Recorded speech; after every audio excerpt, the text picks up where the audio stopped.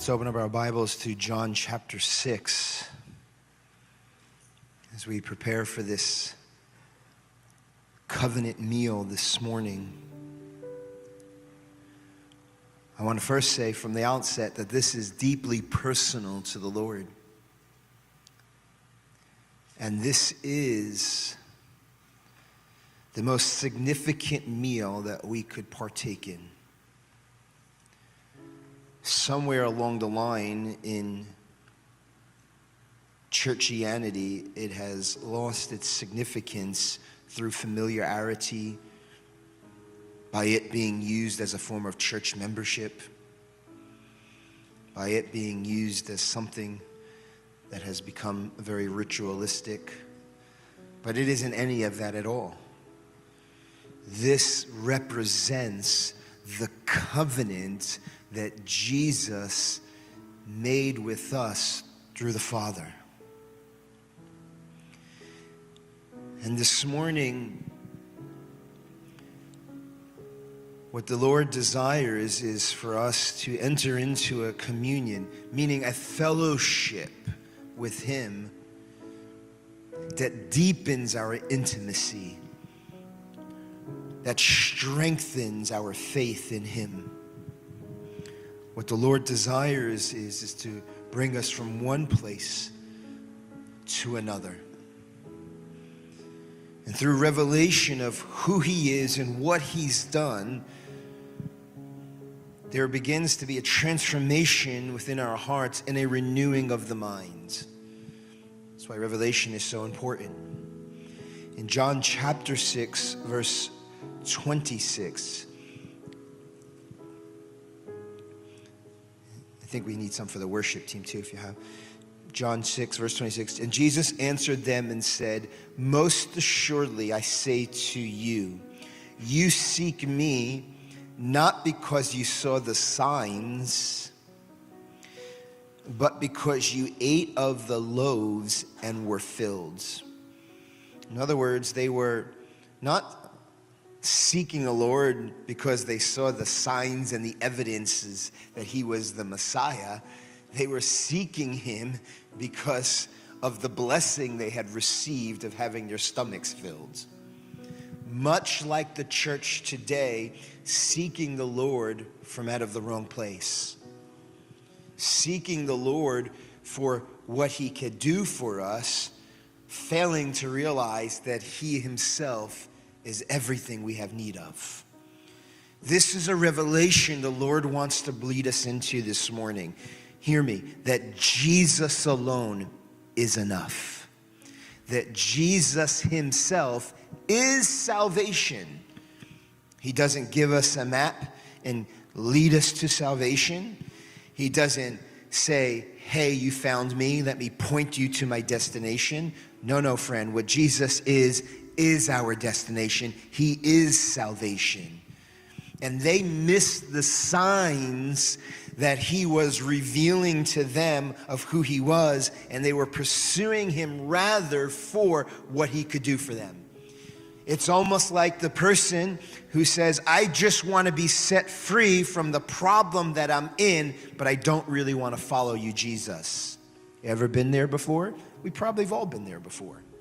But then you come into the revelation of how worthy and how majestic and how loving and how powerful and how amazing that He is. And you come to the place that you realize that He Himself is better than any blessing that He could have blessed us with.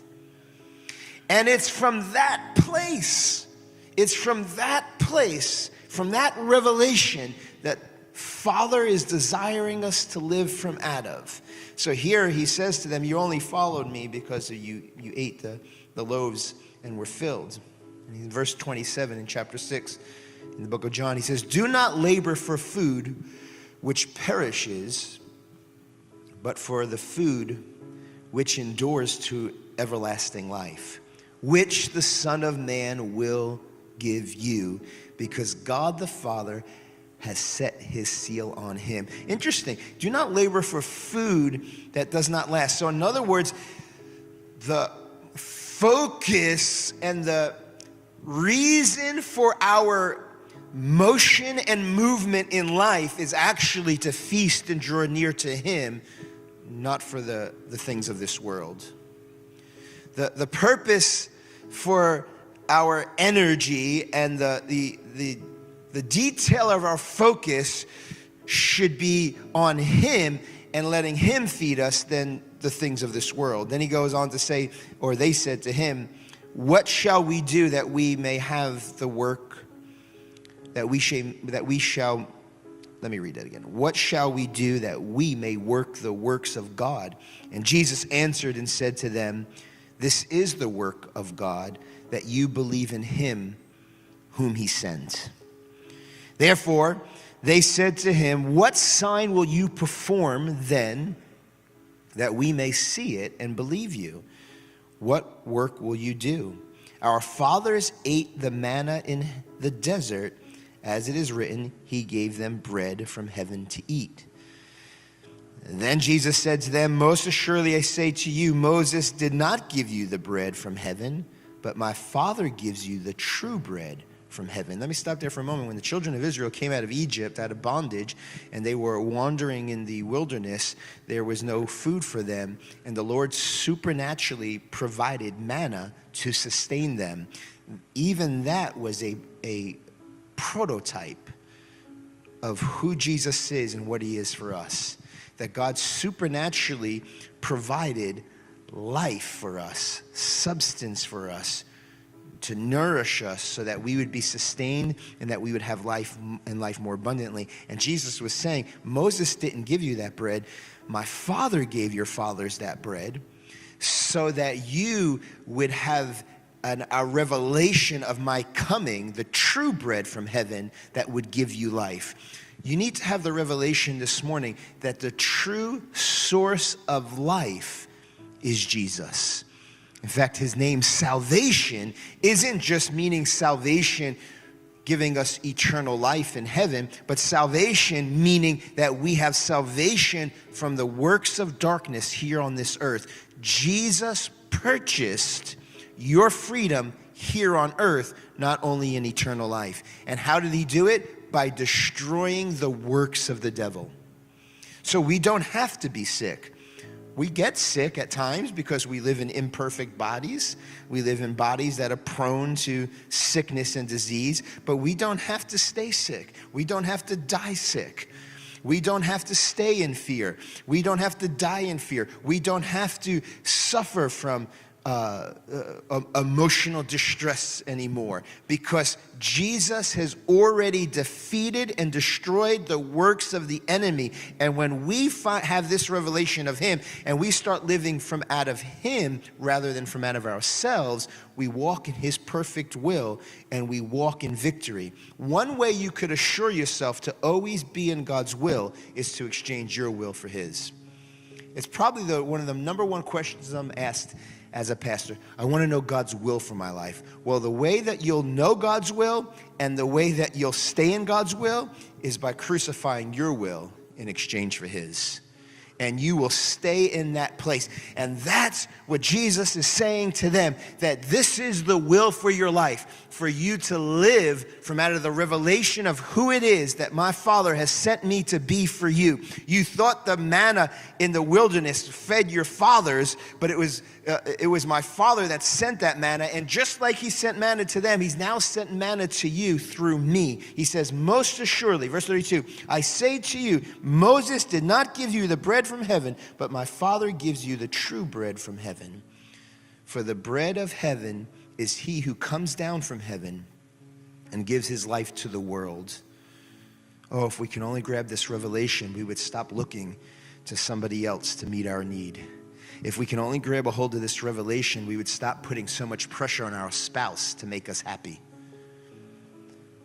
One of the number one reasons why marriages fail is because we put an unhealthy expectation on our spouse to be something for us that only God could be. We put an unhealthy expectation on our employer that only God could be.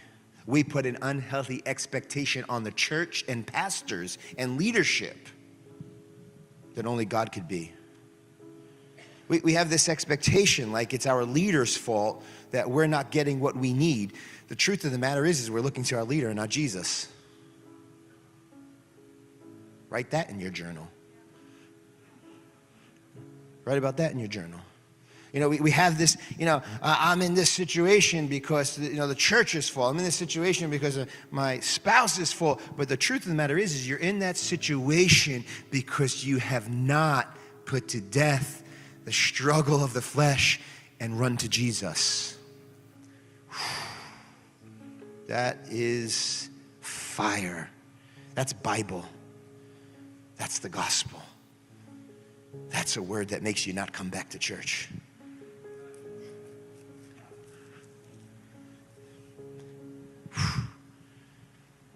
Jesus is saying, I'm the bread. Look no further. I'm here. It was like 3 weeks ago, we block off the parking lot and block off different parking spots for the food pantry, because if you've ever come on a Monday, Wednesday, or Friday, you would think you were at a different church. I mean, the parking lot's filled. We feed over 8,000 or close to 8,000 people every month, and we reserve spots for the staff and people that are coming to visit for the church. So one day I'm coming in to pull into my spot. It says senior pastor on it, and someone from the food pantry, one of the people that were waiting online, ran over to me and go, no, you can't park there. This is just for the church. I go, no, I'm him. They go, no, you can't park there. I'm like, no, that's me, the spot, that's my spot. They're like, no, you can't park here. I go, no, but I'm him. It's like, and a much deeper and a much more serious level, Jesus is saying, I'm him. I'm him. I'm the source. I'm the bread of life. You keep looking to this. I got to get the right worship set. Man, I haven't been able to get my worship set, so I haven't really been connecting. We have put more emphasis on worship sets and the mechanics of prayer rather than putting it on the one we're worshiping and the one we're praying to. And because of it, we're left unfulfilled, because only Jesus could satisfy. Only Jesus could satisfy. Then they said to him, Lord, give us this bread always. And Jesus said to them, I am the bread of life. I'm him. Oh, we heard about Jesus. Oh, I know Jesus. I want to know the deeper things of God. Friend, Jesus is the deeper things of God. And he says, he or she who comes to me. These words are, man, I pray that he would illuminate in this in your spirit. He who comes to me shall never, say never, shall never hunger. And he who believes in me shall never thirst. I'm a PK, which means I'm a pastor's kid. I've been to more church than most of you have combined. Monday prayer meeting, Wednesday night Bible study, Thursday staff meeting, Friday service, 3 services on Sunday. I've been to a lot of church in my life. Worship meetings in the home, family devotions. I've been privileged to travel and preach before thousands, and I was the most lonely and the most broken person that you would have ever met. And it wasn't until I had revelation that Jesus alone is enough.